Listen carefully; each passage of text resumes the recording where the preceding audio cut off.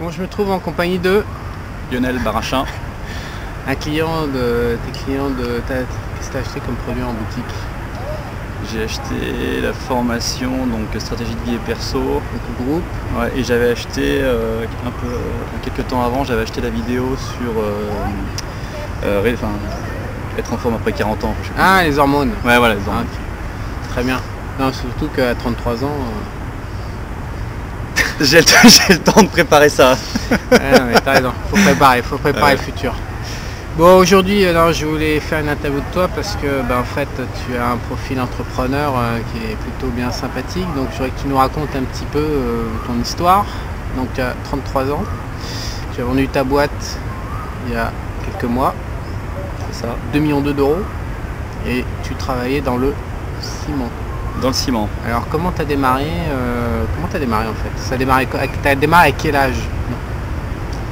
Le business ou tu veux... Cette boîte-là, Donc j'ai commencé en 2010. En 2010, tu l'as montée? Octobre 2010. Ouais. Donc tu as monté tout seul au départ? Seul, avec 5000 € d'apport, et donc j'ai 100% départ. 5000 € d'apport, et donc ça faisait du commerce de ciment en fait. Voilà, je faisais de l'import de ciment en vrac et en sac. Donc je le vendais sur le territoire français. Et donc tu vendais ça comment? Tu prenais ta petite voiture ou tu prenais ton petit téléphone? C'était quoi les méthodes de vente? Les méthodes de vente, il y en a différentes, mais la plus importante c'est le commercial pur et dur, donc on se déplace. Donc tu rencontrais quel type de clients? Donc les professionnels qui fabriquaient du béton. Ah ok, donc c'est de la matière première pour du béton, ok, j'ai compris, ok. Ouais, c'est ça, et donc je me déplaçais chez ces professionnels qui fabriquent du béton. Ok. Ils sont combien? Ils sont nombreux en France? Comme ça, non, c'est par centaines, hein, mais... T'as donc une centaine de clients professionnels? Oui, je dis c'est des centaines, il y a plus de 100, mais c'est moins de 1000 okay. points de vente. Donc quelque part tu dois tous visiter au bout d'un moment? Non, parce que c'est un milieu assez particulier où on choisit ses clients. Pareil, là c'est les gros chiffres d'affaires, si on tombe sur un mauvais payeur, c'est des grosses ardoises. Donc là pareil, il y a une présélection avant d'aller chez le client. Sur la solvabilité du client. Oui, tout à fait. Et première question, c'était quoi ton avantage? Donc tu as réussi, parce que quand on vend une société de 2 millions d'euros, généralement c'est que tu as créé un actif. C'est quoi, pourquoi toi tu as réussi comme ça? Qu'est-ce que tu avais comme avantage compétitif? Pourquoi ils achetaient chez toi leur... Il y a deux choses. La première, le prix. Le prix. J'ai eu la chance d'entrer en pleine période de crise, donc j'ai attaqué en 2010. Les prix ont chuté dans le bâtiment. Et il fallait donc des entrepreneurs, ceux qui faisaient du gros œuvre, avaient besoin d'aller chercher, gratter parce que vers le haut c'était pas possible, donc on grattait vers le bas. Et donc j'ai eu cette chance là, c'est que d'avoir des ciments étrangers qui étaient moins chers que les ciments français. Et la deuxième chose, c'est que via le contrôle que j'ai mis, tu connais un peu mon perfectionnisme sur ma boîte, et je pense en tout cas que, c'est même certain, je proposais un service de qualité à mes clients. Tu étais géré. Tu l'as acheté, quand tu dis à l'étranger, c'était Europe ou c'était monde? Tu fournissais où? Non, Europe, donc c'est pays limitrophes parce qu'on faisait venir en camion, donc c'était Espagne, Allemagne, Italie et Luxembourg. Et tu n'avais pas d'autres opérateurs sur ton marché qui cherchaient à te faire compétition avec la même stratégie de jeu? Si, effectivement, il y en a d'autres, mais ça reste un milieu qui est assez fermé, assez petit. Et une fois qu'un producteur étranger a déjà, on va dire, une carte en France, il ne va pas en chercher d'autres. Donc entre guillemets, c'est les premiers servis. Moi j'ai eu de la chance, je suis arrivé à un moment où il était encore possible. Maintenant ce serait plus compliqué. D'accord, c'est pas très reproductible en fait. Tu as une opportunité de marché, comme ça, une inefficience dont tu as bénéficié, mais maintenant elle n'est plus trop reproductive. Non, c'est pas reproductible. D'accord. Je crois de mémoire, on a parlé l'autre jour, 25 millions, c'était quoi ce chiffre? 25 millions de chiffre d'affaires, c'était par an? Chiffre d'affaires cumulé. Chiffre d'affaires de 2010 à juillet 2017. Ça marche à combien dans le ciment à peu près? Ouais, c'est 3%? 4%. 3-4%. Ce fut long, a priori tu as fait beaucoup d'efforts, tu travailles beaucoup? Oui, c'est long, c'est que de toute façon c'est comme chaque entreprise, faut pas se leurrer, il y a toujours de l'énergie et de la sueur. Je voudrais revenir sur ton lancement en fait, la première année, à partir de quand tu as commencé à décoller, à partir de quand tu as su que tu tenais un bon plan, ça allait le faire? je l'ai su avant même de vendre la première tonne de ciment. Donc dès le départ, tu savais que tu étais sur un manché dans un projet qui allait cartonner? Si je savais, si je trouvais une carte d'import ciment, si j'arrivais à valider ça, je savais que derrière j'avais des clients potentiels. Je connaissais la demande, il suffisait juste d'avoir en fait, un tout ça, fournisseur. ouais, il suffit juste d'avoir un fournisseur avec un meilleur prix en fait. C'est ça. Et donc tu t'es mis à bosser, ça a marché tout de suite ou ça a accéléré? Comment t'as fait, comment t'as structuré ta croissance en fait? Alors non, ça prend pas tout de suite. Tu sais que ça marche au début, par contre il faut un temps pour faire prendre la mayonnaise.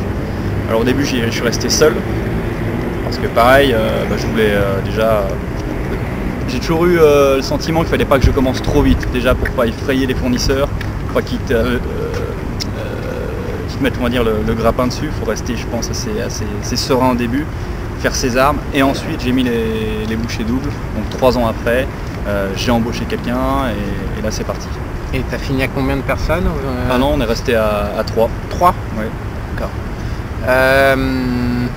Donc après tu as piloté, tu as réussi à trouver un acheteur.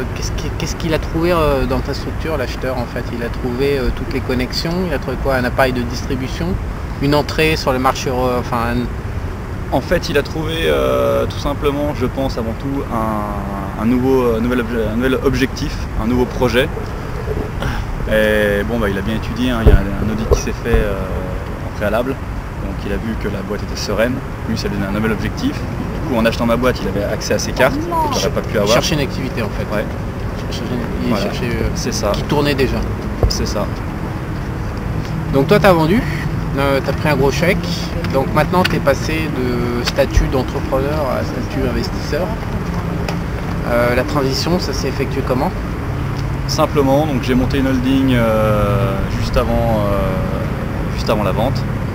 Donc on a fait une session de part et du coup c'est la holding qui a récupéré les fonds. Et donc maintenant cette holding elle est destinée à investir ces fonds-là. Et donc ton statut investisseur, investir, je sais juste déjà que tu m'as dit que tu avais une dizaine d'appartements immobiliers à titre perso déjà. Oui. Donc tu peux nous en parler un petit peu de cette opération parce que là tu as 33 ans, tu as une holding, des millions dedans, des appartements, tu as démarré à zéro en fait. Ouais, j'ai démarré à zéro. Donc là t'as pas trop perdu de temps, ça va? Non, sur la partie finance, effectivement j'ai pas perdu de temps. Les appartements, donc ça c'est à titre perso.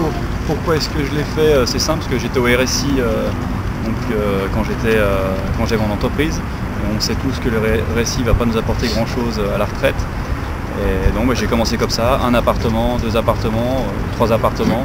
Puis au final après quand on prend le rythme et que les banques prêtaient assez facilement, au vu aussi du fait que j'avais une entreprise qui marchait bien, j'ai continué. Donc tous les appartements je les ai achetés sur 20 ans. Mais combien de temps tu as mis pour tous les acheter? En tout j'ai mis à peu près 4 ans, 4 ans et demi. 4 ans et demi, donc tu as acheté quoi? 2 par an, 3 par an? Oui. Tu avais un agent immobilier qui te drivait ou c'est toi-même qui les as visités ou comment tu t'es organisé pour trouver les... J'ai essayé les deux. Donc j'avais un pote, donc on passe quand même par une filière particulière, qui venait de monter sa boîte pour faire de l'immobilier au rendement. Ouais. Surtout basé sur la frontière genevoise. Parce que là-bas il y a une pression locative qui est assez importante et le ticket d'entrée il n'est pas énorme. Donc on partait sur des logements on va dire plus vieux, on mettait en état. Ok, la rénovation. Ouais, la réno et qu'on louait des rayons. Et j'ai essayé aussi par moi-même en pensant être meilleur qu'eux. Ouais. Et au final non, c'est un métier à acheter. Exactement, c'est un métier, j'ai testé. Donc voilà, je suis passé par deux canaux différents. Ok, pendant 4 ans et demi. Donc là tu as 10 unités? 10 unités.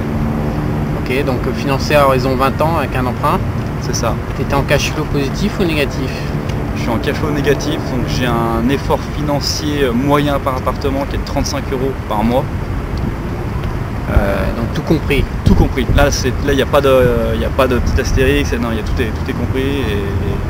Donc ça te fait quoi? 300 € à cracher par mois pendant 20 ans? Ouais, c'est ça. Donc, et dans 20 ans, tu te retrouves avec une belle petite retraite sur 10 apparts. Donc tu as fait un peu de l'immobilier, donc sinon comment tu vois ton futur puisque maintenant tu dois investir 2 millions d'euros. Je crois même que tu as une contrainte, la moitié assez rapidement pour récupérer un atout fiscal, je sais plus. C'est ça, ouais, pour garder le report d'imposition. Donc C'est quoi ton plan? Tu le vois comment la chose? Bah, là, le plan, j'ai mis 6 mois à le définir, 6 mois depuis la vente jusqu'à aujourd'hui. La moitié donc, va être investie dans 3 fonds différents. Des fonds financiers purs? Voilà, c'est ça. Sur ces fonds-là, il y a 60% quand même qui seront en US dollars, 40% en euros. Et donc l'autre moitié qui sera investie, donc ça c'est obligatoire pour moi si je veux pas passer par la case impôt, dans des produits qui sont on va dire, comment je peux dire, qui sont autorisés, qui rentrent dans la case de holding. Holding et défiscalisation. Donc c'est quoi des produits? C'est-à-dire c'est des fonds d'entreprise? C'est quoi? Ouais, alors c'est des fonds d'entreprise donc françaises, forcément, particuliers, notamment il y a de l'hôtellerie, il y a certaines sortes d'immobilier, donc c'est défini, donc bref il y a un article OBTR, je ne me rappelle plus exactement le nom, mais c'est défini dans un article. Ok, donc maintenant, donc là tu repars au contact un peu de l'entreprise quelque part, en mode passif. En mode passif, c'est vraiment être... tu vas pas avoir aucune opération, aucun travail opérationnel dans les activités que tu as choisies. C'est pas de travail opérationnel. Tu as envie, ton futur, tu le vois quoi? Tu as envie de replonger dans le monde de l'entrepreneuriat ou tu as envie de faire autre chose? Alors, oui et non, c'est pas si simple que ça. Je veux surtout pas que mon objectif principal ce soit de gagner de l'argent.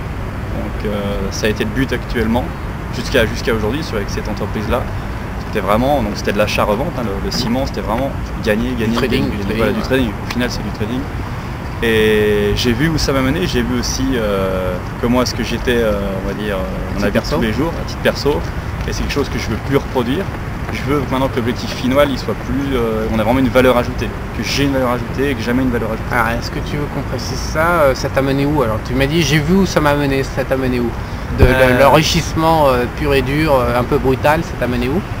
Ça m'a mené à un état de mal-être et de peur et d'angoisse quasi permanente qui fait que c'est insoutenable et qu'on se dit là il faut bouger. Et je peux t'expliquer Vas-y. un peu d'où ça vient.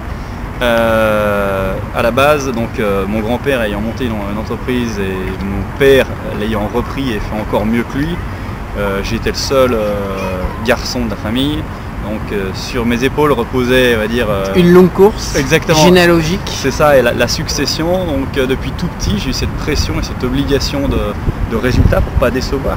Donc j'ai passé toute ma vie en fait à essayer de plaire aux autres, plaire à ta famille surtout. Plaire à ma famille, donc je l'ai fait pas que dans l'entreprise, je l'ai fait en montant une entreprise, en achetant des appartements, je l'ai fait en faisant du sport, je fais du ski freestyle à haut niveau, je l'ai fait en passant mes permis poids lourds, je l'ai fait en apprenant différentes langues étrangères. Voilà, 4 langues. Bref, j'ai toujours tout fait pour essayer de plaire aux gens, pour pas décevoir en fait ma famille. Et au final, vu que c'est une motivation qui est extrinsèque, qui vient de l'extérieur, ça a des limites qu'on atteint très rapidement et on en vient à avoir peur de plus être aimé. Puis surtout être malheureux, non? Exactement, d'avoir un mal-être assez important et donc du coup c'est quelque chose que j'ai mis 33 ans à comprendre. Peut-être pas parce que tu as 33 ans, donc on voilà. va dire que tu as démarré à 18 ans pour... Ouais, là, voilà. je déconne. Non, mais mais voilà, c'est toute ta vie qui se résume là-dedans, donc tu veux pas reprendre ce modèle-là. Donc tu as des pistes, donc tu t'es inscrit à mon groupe pour réfléchir sur les stratégies de vie justement. Tu as des pistes sérieuses pour driver ta vie maintenant? Vu que j'ai passé toute ma vie avec une motivation extrinsèque qui venait de l'extérieur, maintenant le but c'est qu'elle soit intrinsèque, qui me plaise moi. Ouais. Et donc je vais changer de milieu, je ne serai plus dans le milieu du ciment et de la construction, j'ai envie d'aller dans le milieu du coaching professionnel. Et de redémarrer une activité. Tout à fait. Ok. En ce moment tu voyages, là on est à Bangkok, tu voyages, donc tu me racontes un petit peu ton périple, là, donc tu as quitté la France, tu as fait un petit tour à Dubaï. J'ai fait un tour à Dubaï, j'ai fait un tour en Indonésie, donc Bali et autres, ensuite Singapour, ici on est à Bangkok, avec Charles. Et pour le futur, donc j'ai prévu d'aller à Sydney pour parfaire mon anglais et ensuite au Brésil pour parfaire mon 2 mois, portugais. tu m'as dit 2 mois en Australie, 2 mois au Brésil 2 mois au Brésil. et derrière. Derrière donc c'est Madrid, donc je vais m'expatrier en Espagne à Madrid et je vais attaquer donc une nouvelle formation pour être coach professionnel. Donc, je vais prendre ta place Charles, je vais te faire de la concurrence. Je te la laisse. Parce que moi aussi je veux faire plaisir à ma famille. J'aide les gens. C'est bien, et je te remercie d'ailleurs. Donc Madrid, tu vas coacher qui? Tu vas coacher en espagnol? Tu vas coacher en quelle langue? Bah si maintenant j'ai mes 4 langues, je pourrais coacher Souhaite. Mais t'as envie de coacher à Madrid, t'as envie de coacher qui? Parce que moi en fait à la base j'avais vraiment envie d'être au contact d'entrepreneurs comme toi, tu as un parcours exceptionnel, donc c'est toujours et d'ailleurs j'ai appris des choses à ton contact. Déjà à titre perso, tu m'as permis, tu le sais, tu m'as permis de faire réfléchir sur tu coaches qui, de quelle cible en fait? Alors pour l'instant c'est pas encore totalement défini, c'est pour ça d'ailleurs que je voyage, c'est que je suis là c'est l'objectif c'est exactement de me retrouver et de trouver surtout, de me remplir tout à fait. J'ai déjà des pistes, donc j'aimerais, puisque j'ai mis on va dire, comme je l'ai dit, 33 ans à comprendre que je ne suivais pas ma voie, ma légende personnelle, et j'aimerais, parce que je me suis rendu compte en fait, j'ai plein de potes et j'ai plein de gens, peut-être une grande majorité du monde qui est paumé en fait, qui ne suit pas le chemin qu'elle devrait suivre. Ouais. Et j'aimerais en fait aider les gens à trouver leur légende personnelle et les motiver surtout parce que la trouver c'est une chose et après il faut avoir le courage de concrétiser. Exactement, de concrétiser, d'y aller quoi. Donc peut-être que ça pourrait être ça. Les gens c'est qui les gens? Ça peut être monsieur tout le monde comme l'élite. Le business c'est large. Ouais mais comme j'ai dit pour l'instant je suis je vais préciser, j'ai encore quelques mois avant de... Je veux dire 1m70, des talons énervantes et tout, c'est ça? Également. Moi aussi je veux bien faire coach. Je vois bien le coach. Je vois bien maintenant le coaching que tu veux faire. T'as compris hein? Ouais, je vois mieux. Je pouvais pas le dire mais... je vois mieux. Un peu latina non? Exactement. On ça me connaît. Colombienne? Colombienne, espagnole.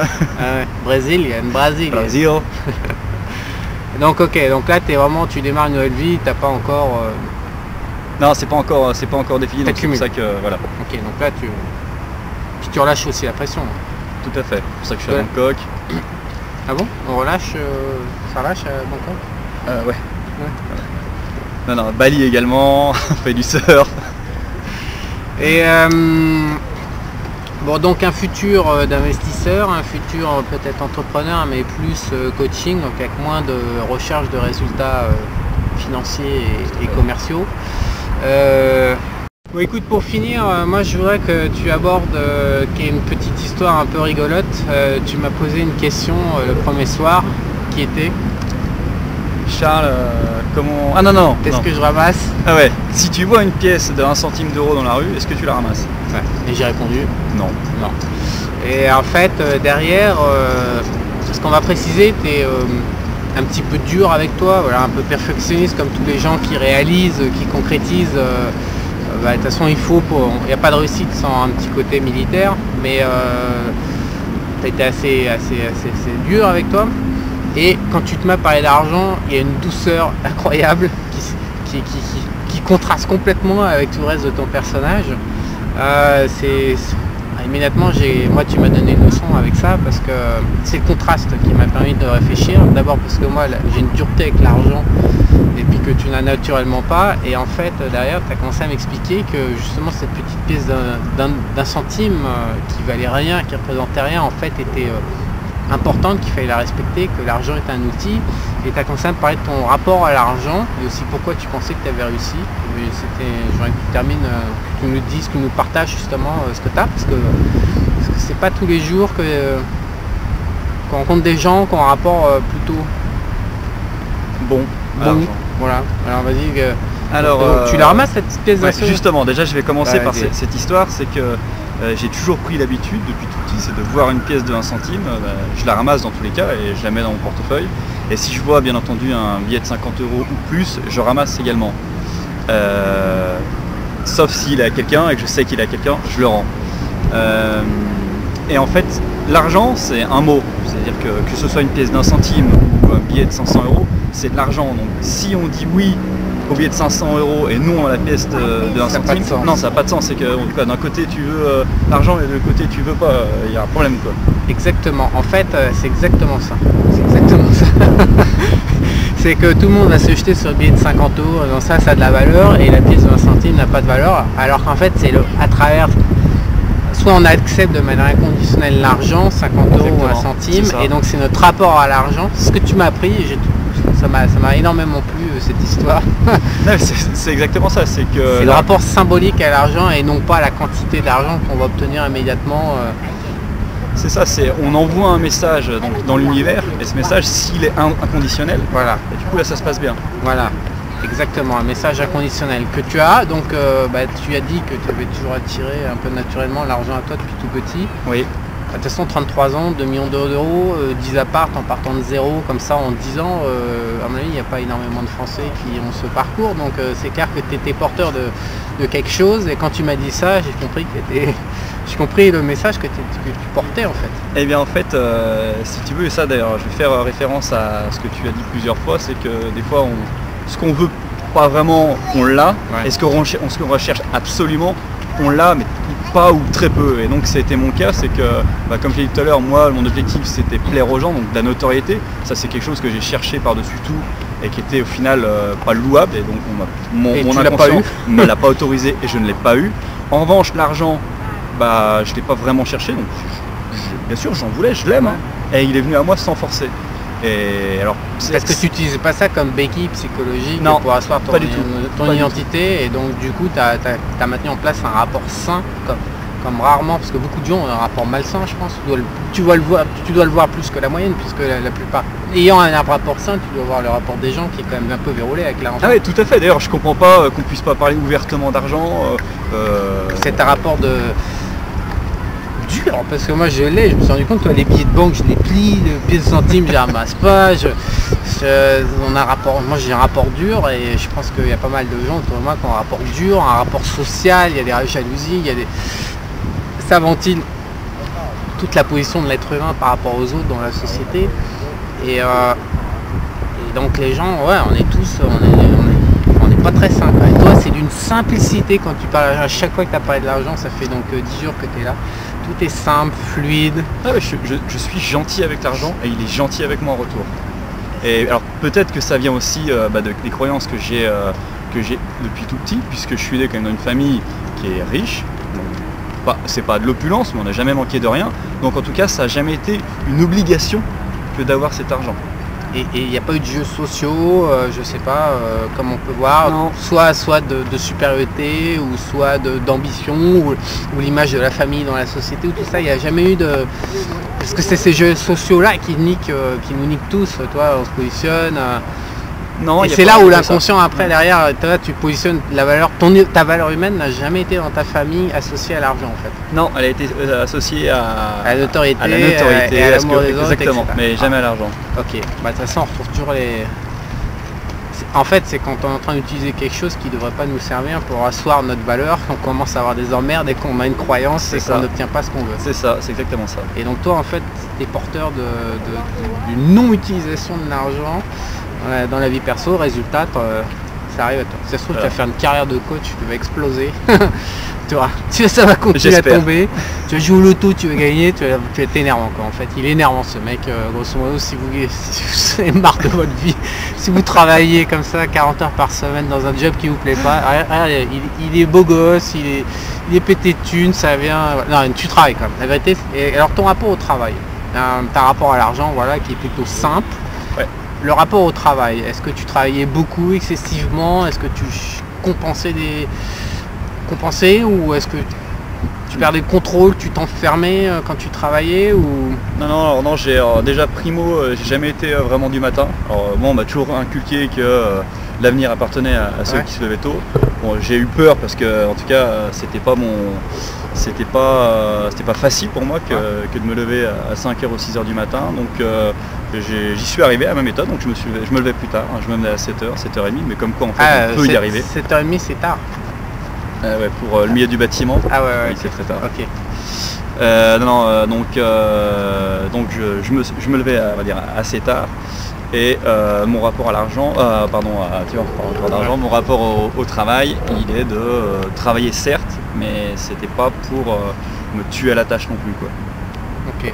Non, je pense que le rapport au travail il était sain également, c'était pas non plus une béquille pour masquer quelque chose d'autre, non, c'était vraiment pour... Toi, là par exemple qui cherchent à oublier leur réalité, qui cherchent à fuir leur situation et qui bossent comme des sacs 60 heures par semaine pour oublier justement, donc toi tu étais pareil, rapport au travail, à l'argent qui sert pas de compensation.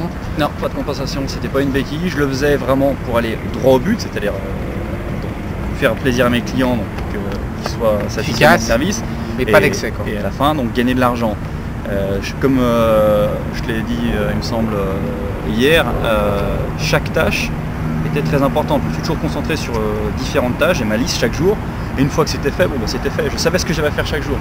Donc j'ai pas besoin de faire acte de présence, même si j'étais le directeur, jusqu'à 20h et d'arriver à 6h du matin au bureau. Est-ce que tu as fait des tentatives pour gagner de la notoriété? Parce que du coup, là, on te voit dans un domaine de réussite. Donc tu as foiré la notoriété. Est-ce que tu as fait des tentatives pour capturer de la notoriété? Tout à fait, tout à fait. Est-ce que tu veux bien en parler? Ouais. Allez, on va le mettre un petit peu en situation de faiblesse, il est énervant donc...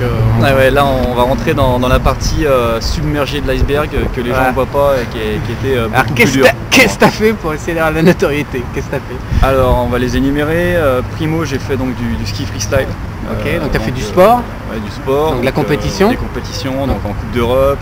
La Coupe d'Europe, c'est ça. Donc tu as essayé d'être le meilleur dans une activité sportive pour derrière quoi c'est avoir de la notoriété, c'est être adulé, c'est être aimé, être respecté par mes performances. Donc, je l'ai fait dans le ski freestyle.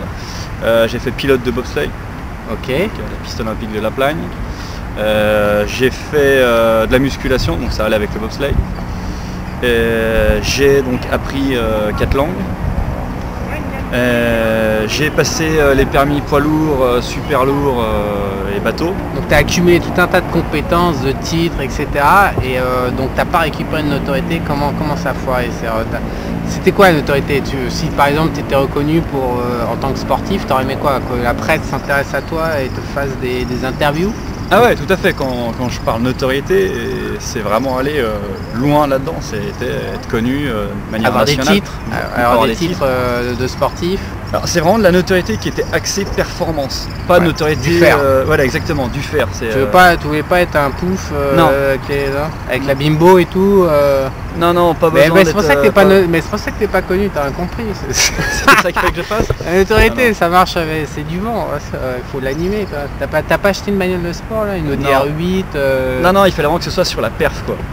À la vraie. À la vraie. Ouais, non, mais ça, les gens ils s'en branlent. La notoriété, c'est. Je sais pas, moi, il faut faire. Je suis même pas expert en autorité.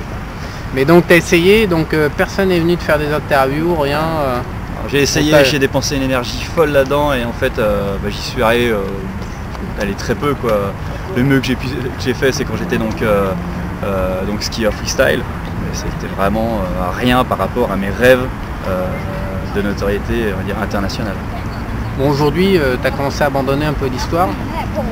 Ouais, parce que il y a la souffrance donc, qui est arrivée petit à petit. La maturité. J'ai compris une chose, c'est que quand l'objectif est une recherche de notoriété, c'est impossible. Pourquoi? C'est-à-dire que l'inconscient il peut pas l'autoriser. Dans toi, parce que dans moi, en tant que système béquille. Ah, exactement, c'est que mon inconscient en fait il fonctionne comme ça. Puis il dit, si je réussis cette performance, alors je serai aimé. Si je ne la réussis pas, alors je ne serai pas aimé. Mais il y va pas l'inconscient là-dedans. C'est pas possible. C'est pas possible. Donc c'est conditionnel, et quand c'est conditionnel, c'est mort. Et donc je l'ai compris, j'ai mis du temps à le comprendre. Et donc maintenant je suis justement dans cette phase qui est de transition, repositionnement où je renonce. Tu vas faire une pouf non plus. Une pouf connue qui va t'aider à passer sur M6. Non, pas du tout. Je vais essayer de. Je sais le tenter, mais. Non, tu m'auras pas avec ton dark side, Charles. je veux faire pour moi, réellement pour moi, et non pas pour plaire aux autres. Et voilà, je pense que ça va pas être facile, puisque ça fait Non, des années que je suis dans ce premier système. Mais en tout cas, je sais au fond de moi maintenant qu'il est bon et je vais tout faire pour aller dans cette direction. Ok, très bien. Bah écoute, souvenez-vous, la pièce de 1 centime, hein. On la ramasse, on la met soigneusement dans sa poche, et ses billets de banque sont tout bien pliés comme il faut dans son truc, hein. Il est où ton portefeuille? Soyez gentil avec l'argent. Soyez sur Objectif Éco, on a bien le pognon. Soyez gentil avec l'argent. Sur Objectif Éco, on a bien le pognon. Il faut être gentil avec l'argent. Voilà. Allez, bye bye. Merci Charles. Bon courage. Bye bye. Merci.